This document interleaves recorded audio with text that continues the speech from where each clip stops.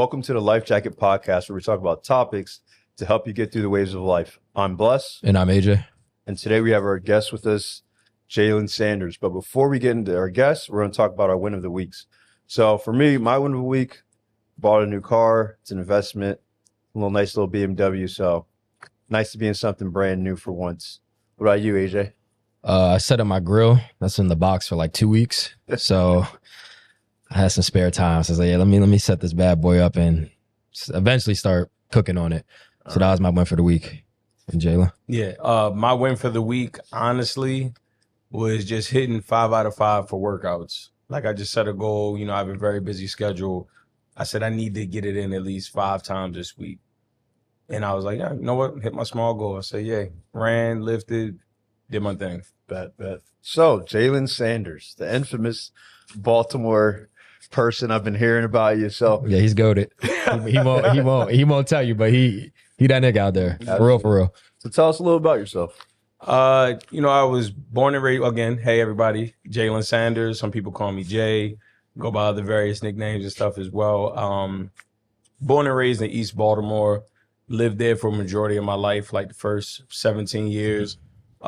Due to the political climate, social climate of Baltimore around 2008-9, parents decided to buy an investment home out Pennsylvania. So I transferred from Baltimore City Public Schools to Pennsylvania for about 1 year before I returned for my undergraduate degree. Very heavily interested and invested in community service, giving back, youth mentorship, especially with how crazy things are now. General fun person, really laid back when you get to know me, but I have a certain level of discipline and business focus that I consistently bring to the table in any endeavor that I have. So, I might play around a lot, but I can be very structured when need be. But, I lived a lot of life in a short amount of time. Yeah. So how do you think got you to that point? Honestly, failure got me to that point. I'm not somebody who was the most book smart. I wasn't the most savvy when it came to, etiquette and different things, going in different rooms and presenting myself. But I learned that the more I fail, the more experience I gain to not make the same mistakes twice. Yeah. So I'll usually start off like a slow start. I'll mess up something or I need a lot of instruction or hand holding. But like once I fell on my face enough times, I'll get back up and say, okay, cool. I know what I'm doing now. And then I take that and I run with it and I go like further than I've ever gone before, maybe further than my peers, maybe even further than what I think I can do. Yeah. But I had to accept the fact that, because it's difficult. You have a lot of friends around you that come across like they savants, extremely intelligent. They kind of get things going out the gate. They're in different places. They're kind of ahead in life from your POV. But I had to accept, I said, you know what? I got to experience everything at least once or twice before I can be on the same path as them. So failure got me to where I got today. And it's like, I'm proud of it now. Like I'd rather fail 1,000 times and then finally get it right than to get it right the first time and not have learned any lessons or anything I needed. Okay. Yeah, so kind of lean into that, on the live chat, we talk about topics that help people get through the ways of life. So is there anything particular you may have gone through or things you may have gone through that kind of made you into the man that you are today? I mean, if I think about it, first time publicly speaking, like I've been through a lot. So 2024, I lost both my parents back to back. My father died in March. My mother died in August, like a week before her birthday.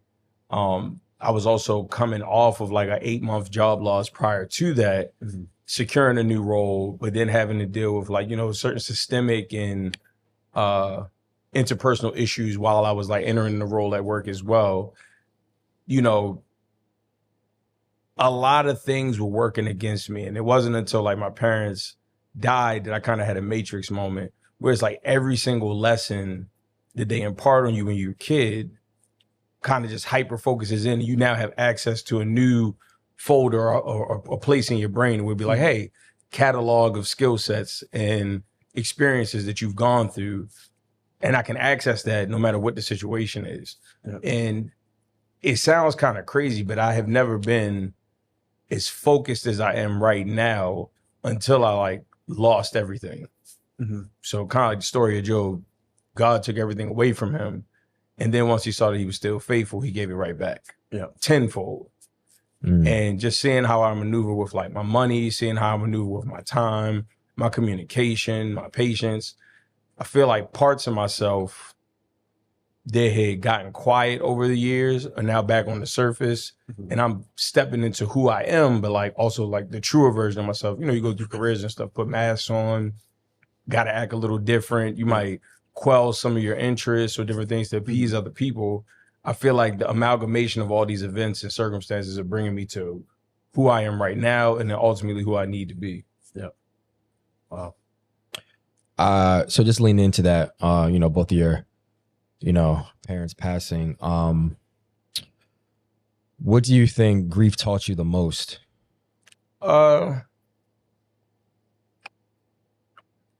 Hey, the people are their own priority. Yeah. That's what grief taught me. It don't matter what you're going through, life is still going to keep going.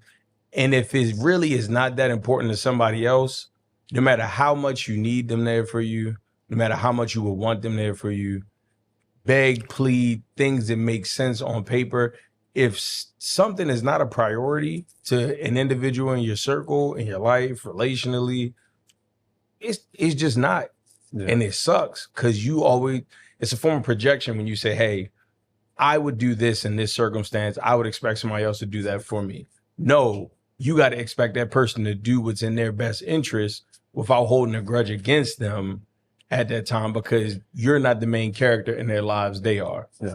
So understanding that, that's what grief taught me. But then just my capacity for forgiveness and also like just self-analysis and checking, just being like, yo, you know what? You're having a moment right now. This is not about you. You're trying to hyperimpose yourself into somebody else's circumstance or situation. Or, hey, they may have done something that offended you, but it's easier to forgive than it is to hold on to negative emotions and anger. Like I let a lot of shit go. I just be like, you know what? I might get frustrated, irritated in the moment, and I'd be like, I'm burning more energy being mad at you than just accepting things for what they are and proceeding forward. Now, that's not saying you don't process your grief. You don't process the frustration of things. It's still feelings still gonna be there. They don't dissipate. But I don't have to allow my internal realization to reflect in my active behavior outwardly. Yeah. So do you think, though, even was there a time or a person that you could think of that like was there for you, or do you think that more so was kind of like you just had to figure out on your own? I mean, honestly, you know, AJ, Tonio, my little sister, my cousins, I learned a lesson like family is not just about blood, it's about who you choose in your life and in your future. And when I saw these different individuals step up to the plate without me even having to ask, or like when I did need help or I was having a rough moment or I had to have a tough conversation, they showed up consistently in their own way, shape, or form. And I appreciated that. It's like, I'm not somebody who has a set list of standards, even though I probably should. I'm just like, hey, let me see how you show up. And if this is you genuinely giving the best that you've got and the intent is meaningful and like, you know, you're doing it out of the kindness of your heart, hey, that's all I could ask for. Yeah. That's all I could ask for. Yeah. And just to be transparent, I've been around Jalen through the whole thing. And if you didn't know, you would think nothing happened. The way he just carries it, like you would think nothing happened. And I'd almost commend him for just continuing to keep going. And like the motion really didn't stop. And we were talking about it too on the ride up. It's like things are going to happen, like the sun sets and rise every day. And I mean, people, sometimes you don't want to hear that, but it's the honest truth. I mean, you know, some people might crawl up in a ball, you know, and get sad, get depressed, which is all normal emotions, but it's just like, you really do have to keep going. So I do commend Jalen for just keeping things going. Because I'm telling you, you would never know anything happened the way like I've just seen him interact and still go to events and still be a great friend. So just some kudos to you for just carrying it like that. Nah, I appreciate it. And I don't want people to think that, you know, you're masking grief with just a bunch of activities or like keeping yourself busy. I really understood in those moments that you don't have mom and dad to call anymore. Like, it's, you know, you take for granted. You can call your parents while they're at work, you can bother them. you have the luxury of having your mother or father piss you off still. Yeah. You know, when you go home for Thanksgiving, the meal's gonna be cooked. They're gonna ask you how you're doing. When are you getting married? When are we getting some grandkids? I no longer have those luxuries. I'm now the new generational start of traditions and habits and putting things forward. Planning my first Thanksgiving this year. That's a lot of fucking work that we don't consider that our mothers and fathers do. I gotta learn how to make a turkey. Like with no instruction, I can't be like, hey dad, how did you fry that thing again last year? You don't get to redo any of those moments. You don't get to like get any of that time back. And I think that's the biggest part of the entire situation is like you just appreciate everything. And you know, parents aren't perfect. If you was the firstborn, you're their first try at this, raising a human being. Yeah. You're a combination of their flaws, issues, positives, life experience, whatever. Mm-hmm. That's what you are as the fruit of their loin. And we take for granted a lot of times the things our parents had to do, sacrifices they had to make. We might have it harder in this day and age, but they've experienced something similar throughout theirs. Mm-hmm. And it's just an overwhelming extension of grace and understanding that I had once all these things started happening to me that, you know, you got to look, expect nothing, appreciate everything. And then learn to appreciate even the negative experiences. And once you get comfortable with that, it just sets you on a path that you never would think you ever embark on before. Yeah. Yeah, it's deep to think about. And like, so what do you think might have been one of your like favorite memories of like your mom and your dad? Favorite memory of my mom was when she bought me a Game Boy when I turned 10. I was going to Leaf Walk Elementary in Baltimore.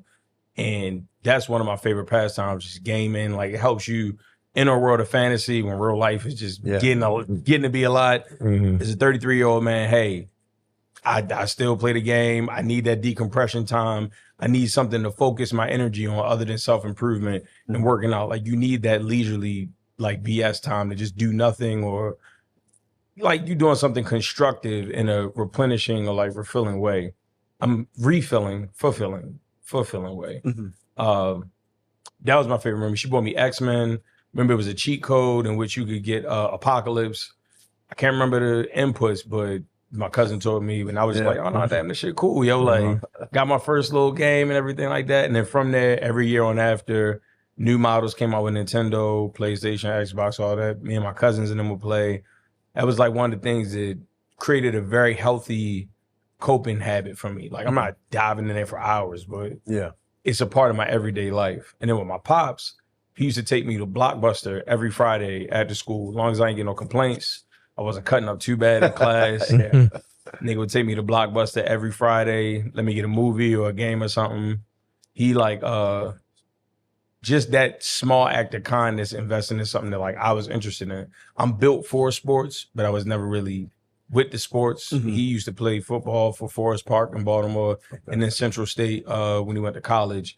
He was very heavily athletically inclined, but unfortunately as the son, I was not. Mm-hmm.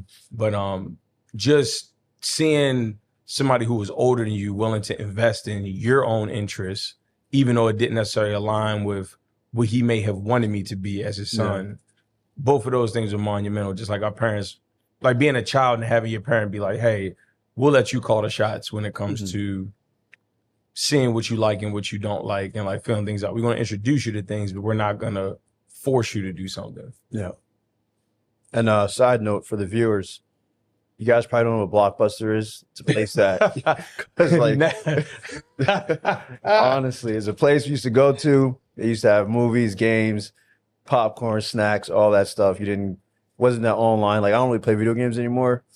Or, so I don't even know how to, like, download the video games now? On the console, you can download the no.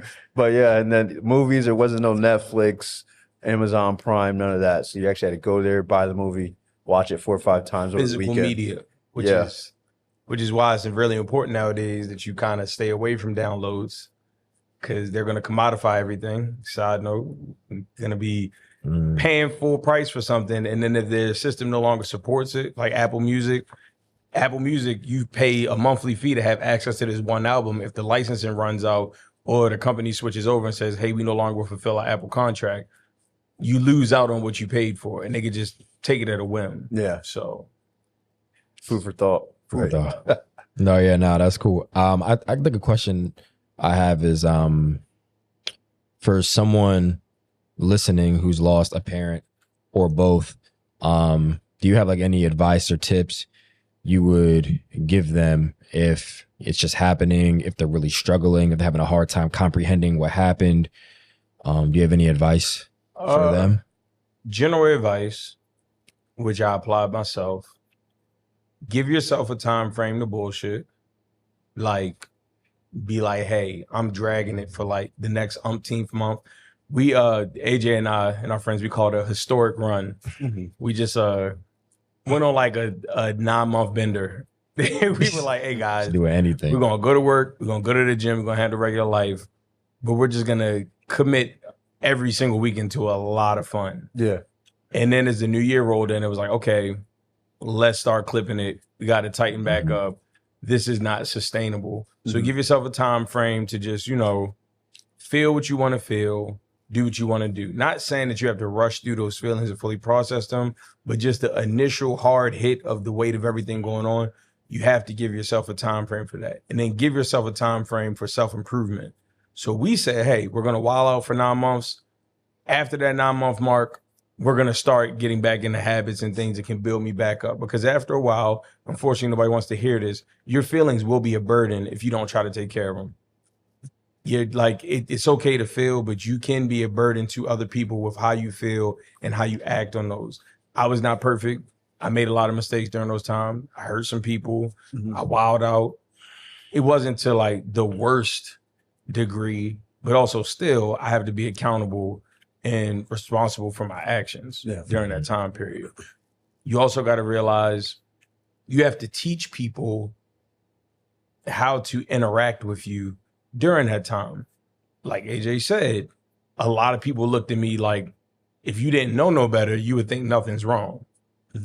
I realized, because of how I carry it and how I was raised, that people will lean into the perception of like, you're okay if you present that way. Yeah. So I'm still being held to the same standard as if none of this happened. And then when I tell people like, hey, yo, I need a break. Like, this is crazy. It's a little mini malfunction. Like, what do you mean? You look fine. Or like you're operating normally. No. My bare minimum is greatness. So, well, fuck what you talking about. This is my lowest threshold, which is to maintain everything that's going on. But I still have this whole other side of things I have to deal with and process. But you have to explain that to people in a way in which they understand, not in the way in which you understand. You're lucky if you have people that kind of pick up on it and get it, but you still have to interact with the world, and the world does not revolve around you. And sometimes it gets hard because people who are going through very tough situations and grief make the world revolve around them, when at the end of the day, life going to keep lifing. If you're a boss, your employees are still going to report to you and expect to be paid or given instruction.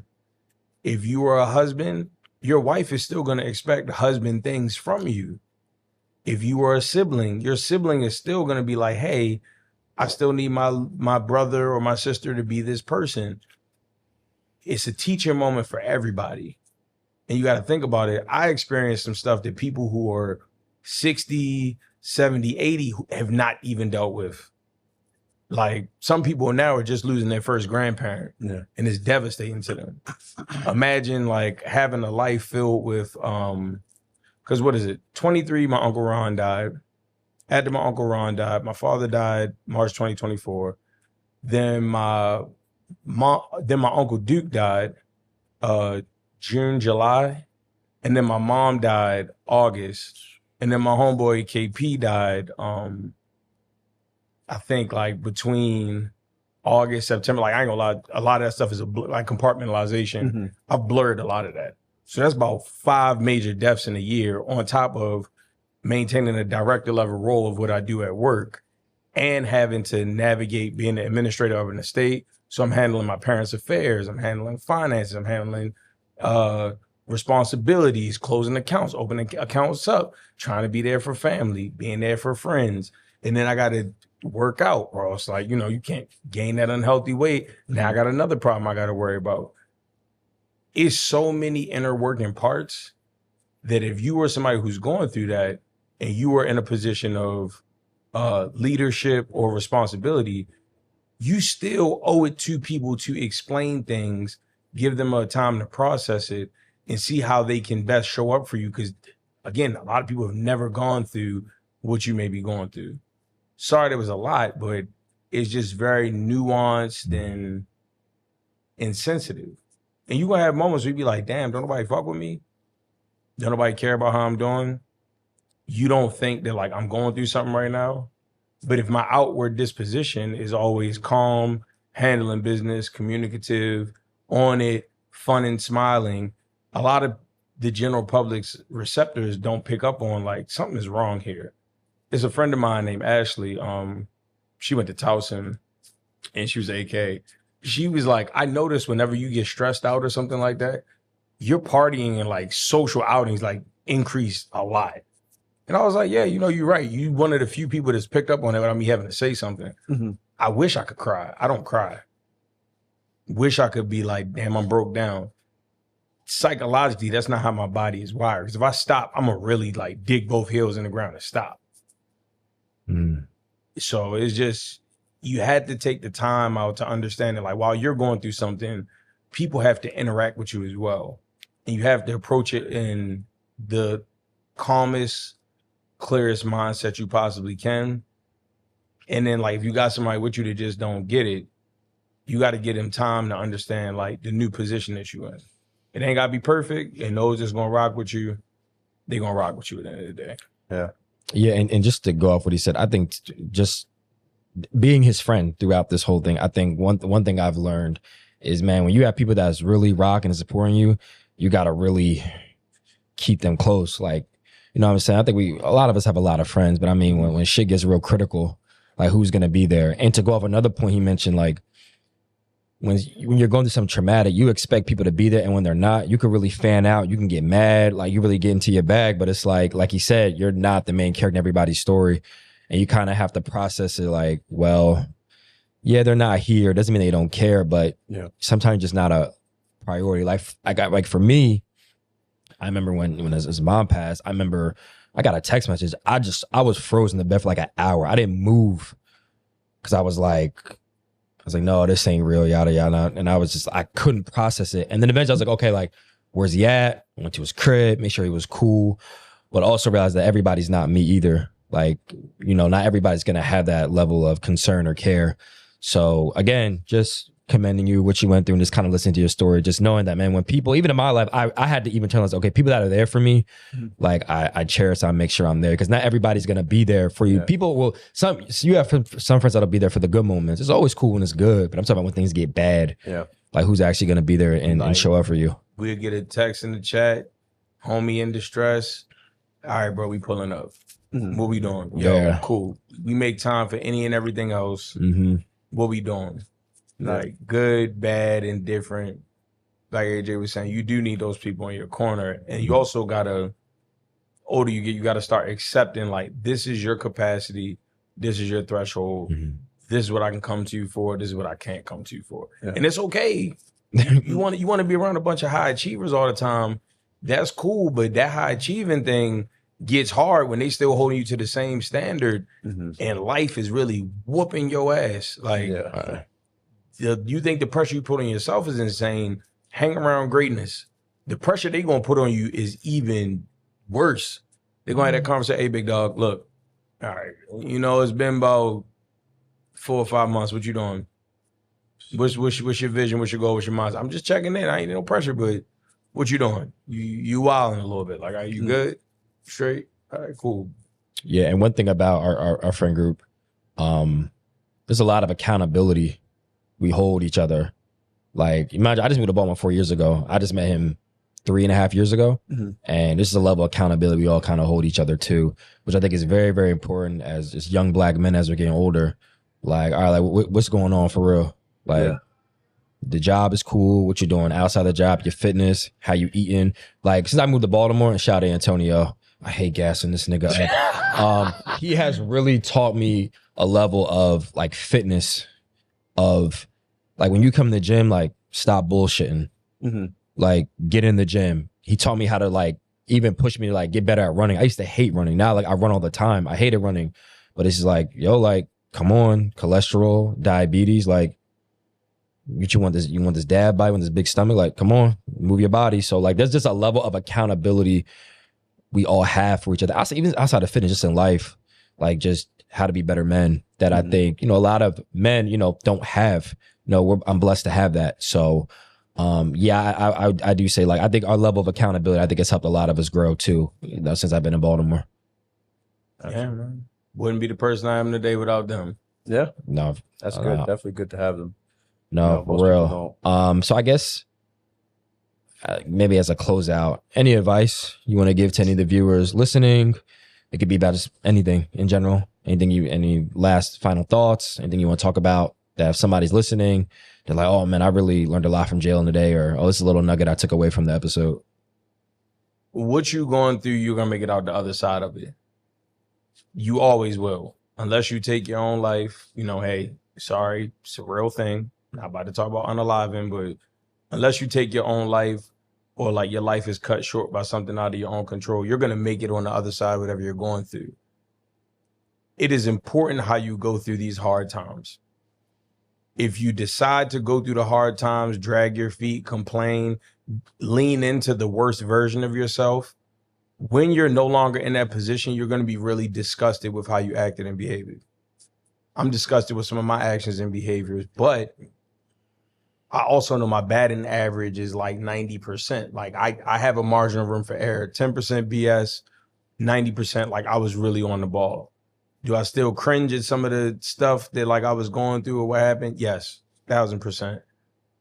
But at least my majority of that experience was not hyper-focused on that. You got to just really embrace the rough times, embrace the discomfort. It's like you can't skip that. You can't skip it. It's an unskippable cutscene. You got to just deal with it and use the good things, like not to be toxically positive or anything, but use the good habits and reinforcements that you have. You got to grin and bear it, grin and bear it. Grinning and bearing it is better than you sulking. Takes less muscles, takes more muscles to frown than it does to smile. You got to navigate that process appropriately, or else people around you are going to be disappointed in you. And not to say that's the utmost important thing, but it's real. People around you are going to be disappointed.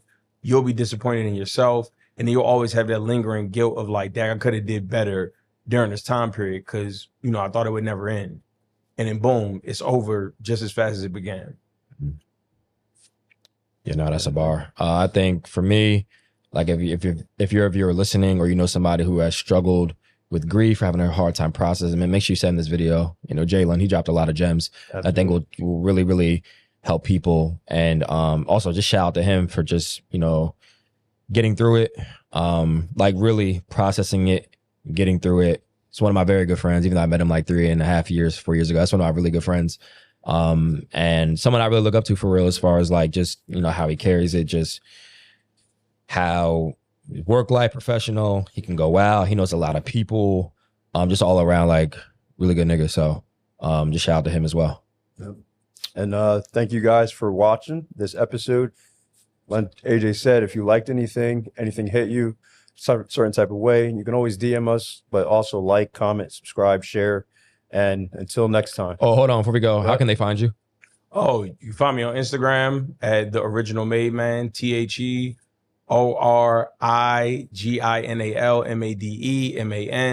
LinkedIn, Jalen Sanders. If you need any like mentorship or just general inquiries about like policy, legislation, legal community in the DMV, I want to be a conduit for those who want to step into the field or potentially meet others in the field as well. So, holla at me. I'm very nice.